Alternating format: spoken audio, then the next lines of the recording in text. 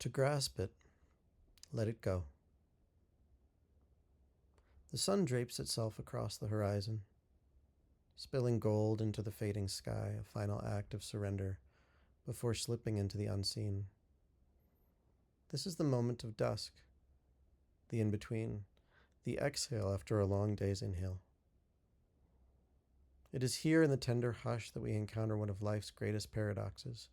To truly hold something, we must first let it go.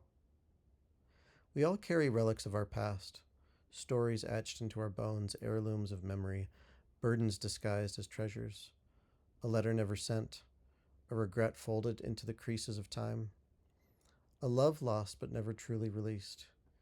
We cling to these keepsakes as if our identity depends on them, and perhaps for a time it does. But consider this: the hands that clutch too tightly cannot receive. The heart that grips with fear cannot beat freely.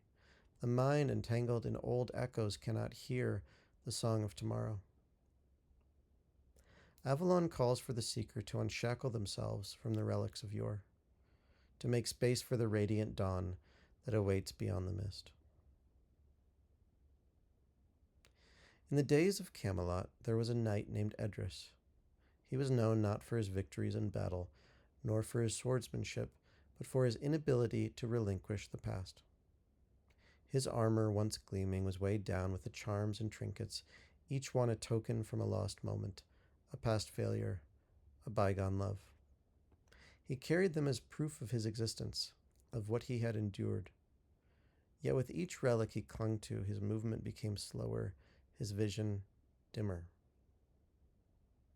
One evening, as the sun dipped below the hills, a wise druid approached him.